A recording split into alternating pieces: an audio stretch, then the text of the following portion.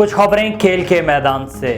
شان مسعود کی قیادت میں پاکستانی کرکٹ ٹیم آسٹریلیا کے دورے پر سڈنی پہنچ گئی۔ قومی ٹیم یہاں سے کینبرا جائے گی۔ پاکستان کی کرکٹ ٹیم آج اور کل آرام کرنے کے بعد 3 دسمبر سے اپنے ٹریننگ سیشن کا آغاز کرے گی۔ قومی ٹیم کینبرا میں 6 سے 9 دسمبر تک آسٹریلین پرائم منسٹر کے ساتھ 4 روزہ میچ کھیلے گی۔ پاک آسٹریلیا ٹیسٹ سیریز کا پہلا میچ 14 دسمبر سے 18 دسمبر تک پرتھ اسٹیڈیم، دوسرا میچ 26 دسمبر سے 30 دسمبر کو میلبرن کرکٹ اسٹیڈیم اور تیسرا ٹیسٹ میچ 3 جنوری سے 7 جنوری تک سڈنی کرکٹ گراؤنڈ میں کھیلا جائے گا۔ پاکستان کرکٹ بورڈ کی مینجمنٹ کمیٹی کے چیئرمین ذکا اشرف کینگروز کی دعوت پر آسٹریلیا روانہ ہوں گے۔ تفصیلات کے مطابق بھارت میں ورلڈ کپ کے دوران ہونے والی ICC میٹنگ کے دوران ذکا اشرف کی آسٹریلوی بورڈ حکام سے ملاقاتوں میں باہمی دلچسپی کی عمر پر بات چیت ہوئی تھی۔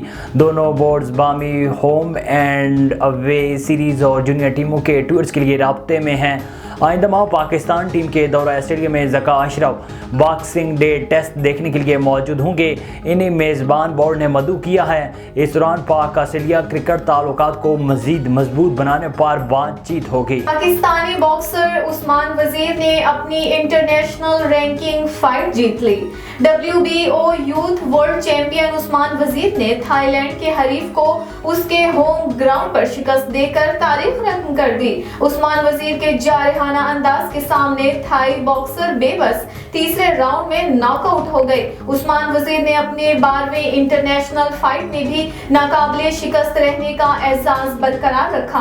عثمان وزیر نے اپنی فتح فلسطینیوں کے نام کر دی۔ اس موقع پر عثمان وزیر نے گفتگو کرتے ہوئے کہا کہ اہم فائٹ میں میری کامیابی کے لیے دعاؤں پر پاکستانیوں کا شکریہ۔